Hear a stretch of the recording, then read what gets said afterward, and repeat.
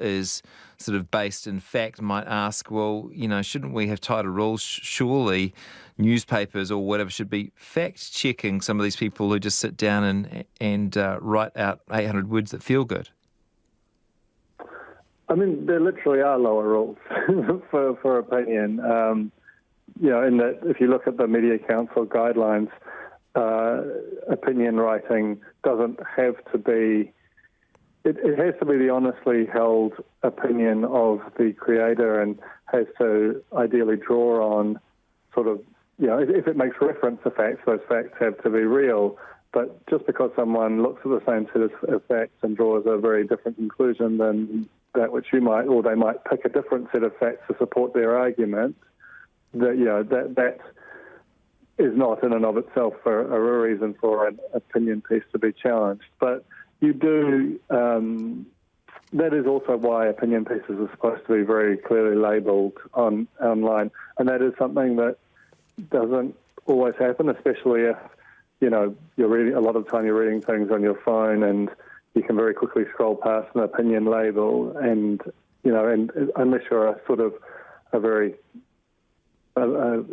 high consumer of media, you might not necessarily know about those lines. And, you do see people getting quite upset by, say like a first-person essay or a strongly fired-up opinion piece. And like, this isn't journalism, and well, it is, but it's not the kind of the core forms of journalism that you see on the news or read more often. And that said, someone like Tover O'Brien will do a brilliant sort of straight down the line piece of news reporting and then immediately flip into a piece of opinion or analysis of it. And you have to be a good consumer of the news to know the difference between those two objects.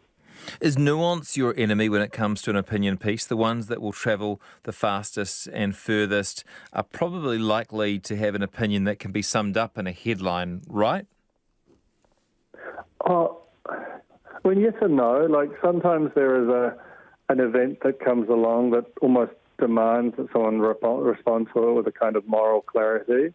But personally, my favourite opinion writers often are very comfortable dwelling in the grey and exploring nuance. And I think you can often be surprised that if there's an opinion that is kind of obvious and everyone immediately picks up on it, then it will not, there'll be a huge initial flood of traffic, but once people realise that it's not actually adding anything to what the consensus position is, then they quickly flood away. But if it is sort of provocative and makes people think about and maybe add something to the discussion, it can actually have a long tail and end up outrating the sort of outrage bait in the immediate term.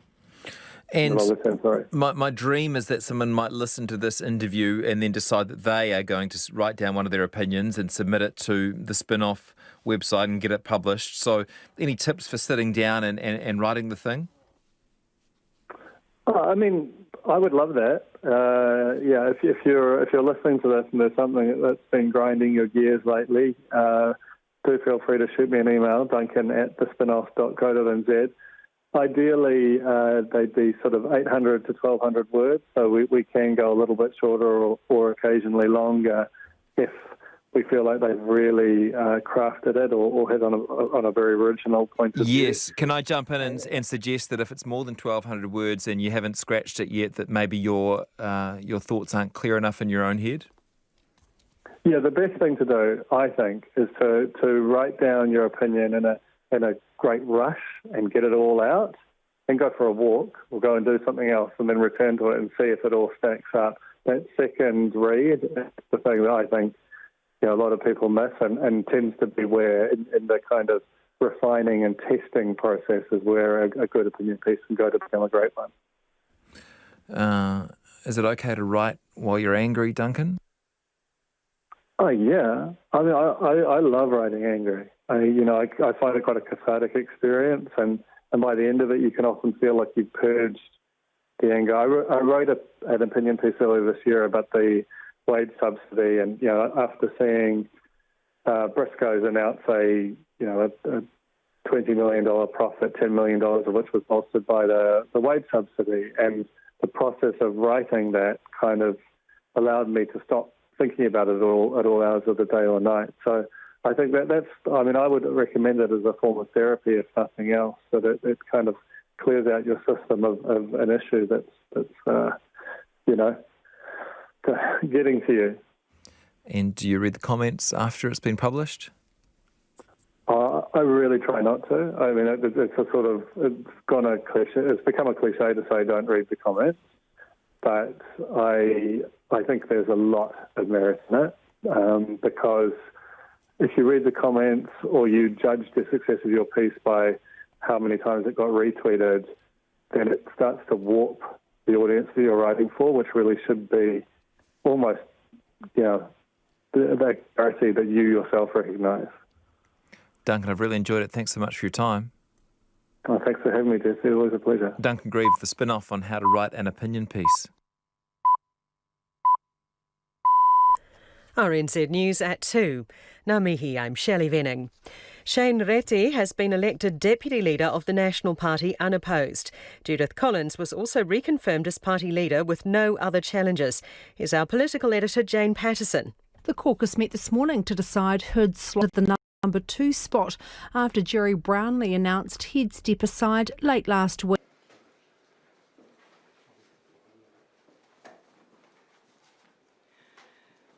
Kia ora koutou katoa. Welcome everybody for our update on the ongoing response that we have in place for the heavy rainfall event that obviously hit us here in Ahuriri last night. We have a team here to answer any questions that you might have, so I will introduce them first and then we'll move into, I'll give a little bit of an update on what's happening this afternoon and open up for questions. So starting to my right here we have Ken Cooper, the Area Commander for Fens, and next we have Dean Clifford from New Zealand Police. Behind me here, of course, our local MP, Honourable Stuart Nash, and then we have Ian Macdonald, who is the Group Controller for the Civil Defence Emergency Management team, and finally we have Dr Nick Jones, the Medical Officer of Health at our local District Health Board. So it's been a busy morning, it would be fair to say, collating information as quickly as we can to identify the parts of our community that need our most immediate response. Obviously, our first priority is to ensure that those vulnerable community members are receiving the care and the welfare that they need, and that, of course, any people that need to be evacuated have been done so and provided with alternative accommodation. And this afternoon we have now started moving out with the urban search and response teams, there's a whole collective of different agencies involved in this, including Red Cross, Civil Defence, Fire, Police, there's some council staff involved. So a number of different organisations who are out and about in the worst hit communities doing assessments both on welfare, of course, and also on the conditions of some of the properties around there. So it's a really positive move. Obviously, we do have some residents who are feeling concerned, and it will be good for them to see a friendly, professional face to check in with them and let them know that we are moving forward as rapidly as we can and what they need us to be doing for them. So on that note, I will actually just open up for questions and we'll sort of direct them to whoever the most appropriate agency is to respond to those. We've seen flooding obviously subside in a lot of areas. Where is the worst concentration of it still, and what are you most worried about? My understanding, and Ian can probably assist me, well, actually probably everyone can assist me, we do still have some significant flooding in Maraenuri and Piramai, two of the areas that I'm aware of, and so that is one of the priority areas for us. Yeah, so another area is... Sorry to interrupt. If we could step up to the microphone so whoever speaks, if that's okay. Sorry for the rest, so we can hear anything. So a significant area for us is Bluff Hill on Hospital Hill, where we have had some landslips. So we have our urban search and rescue crews working alongside Napier City Council building officers, and we're doing assessments up there this afternoon with some engineers. Are those houses all evacuated? So the priority for us is certainly a life risk, and last night when we did an assessment last night, and we ensured that the public safety were the number one priority. So individuals that we felt were at risk were evacuated. How many individuals have you evacuated? How many homes do you have a number for that? So fire and emergency last night, so we received over 300 fire calls to fire and emergency, and as such we prioritised those to the most vulnerable in our communities. So last night fire and emergency assisted over 30 households to evacuate. In both Napier, Hill and the rest of the community? That's correct. Do you have an idea of how many properties have been affected damage-wise and how widespread that is, and what kind of damage that is? So that's really a priority for us today. So part of our all-of-agency approach is to go into the community, and we're really focusing on the vulnerable communities and vulnerable people in our community, and to really get a handle on the extent of the damage and what welfare needs are our priorities. Do you expect the numbers sort of be hundreds or 1,000, more than 1,000 properties that have damage? Anyone, if anyone? So we do know that out of the over 300 calls we received last night, we have 100 properties that have suffered from the effects of the storm. Is the evacuation centre going to be open this evening as well? Yes, we do still have Kennedy Park open. At this stage, we have approximately 30 people who will be there tonight, following on from last night, and it will certainly be available again tonight if it's needed. Do you think more people will be evacuating today than you did yesterday? I mean, based on the forecasts, which as you can imagine we're following incredibly closely at the moment, we're not anticipating any sort of event to the extent that we had last night. So we will be continuing to monitor that and ensuring that the community is aware where things are heading, and if there's any concerns whatsoever, then to ring us, and we will of course assist them to evacuate. How long do you anticipate the state of emergency to be in place for? Uncertain at this stage, and I guess a part of that is because we don't know with complete confidence what tonight may bring, and we'll be reviewing that on a daily basis. Are there any areas that you haven't been able to access and assess yet? Not that I'm aware of, but someone else may be more informed to be able to comment on that one. So the area of Maranui last night we were unable to access early. However, with the help of the New Zealand Defence Force, we were able to access that late last night, early in the morning, and do the assessments. So we've got full access to Napier, and we've been able to access the community. How structurally sound do you believe that the hill is? There's obviously a large risk of landslides and a lot of properties that are in somewhat precarious positions. Is there a known factor of how vulnerable that is, especially with more rain on the way? Yeah, that is a concern for us.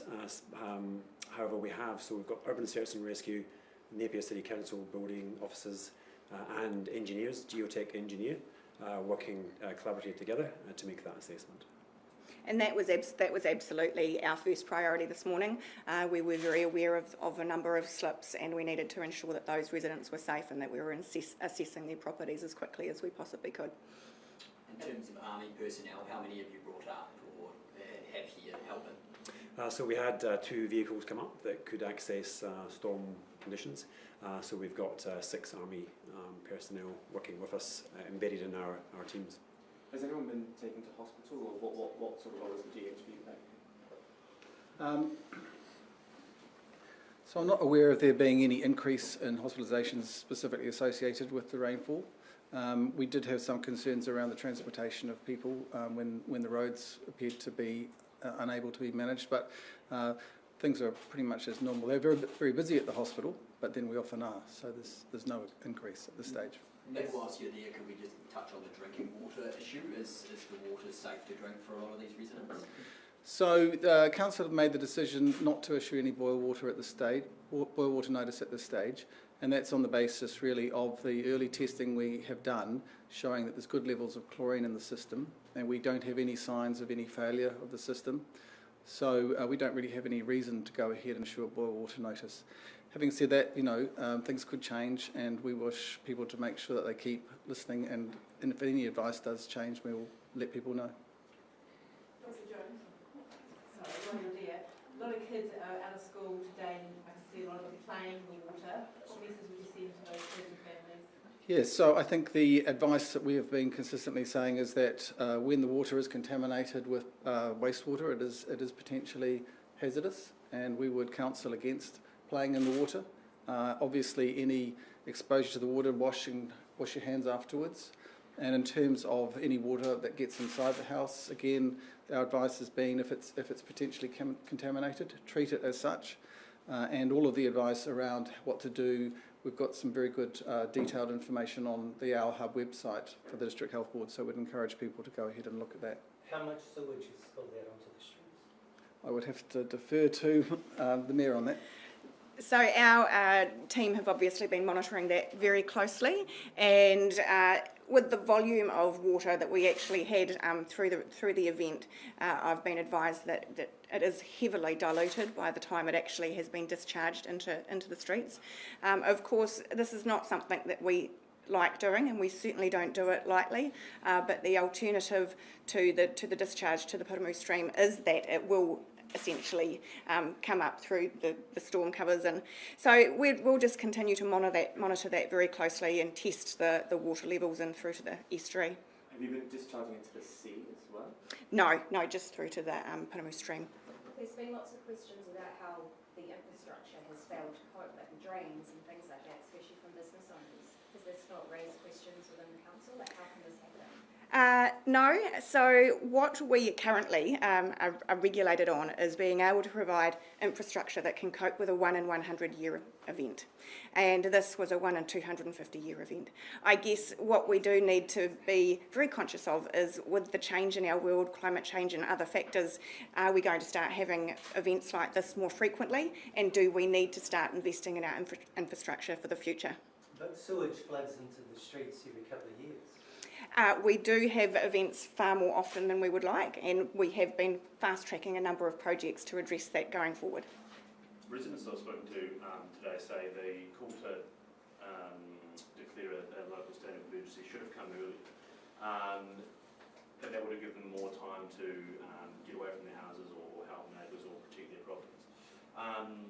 Why wasn't that call made earlier, and what constitutes you declaring a local state of emergency?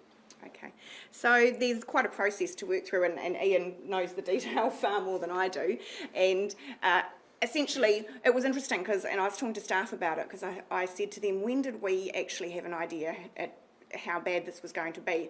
On Sunday, the Met Service was simply on a watch, and we didn't even get a warning come through about the event until sort of, I think it was midday on Monday, and then it was at its heaviest, of course, around that 6 p.m. at night, and I actually declared at 8 o'clock, after working through with the CEDM team what that process was about. So I'll hand over to Ian to perhaps give you a bit more detail around that. Yes, certainly. So look, the process was pretty quick. We obviously need to have enough information that we know that this is actually going to be an emergency, that people are going to be impacted. Some of the criteria we're looking at is, can agencies cope?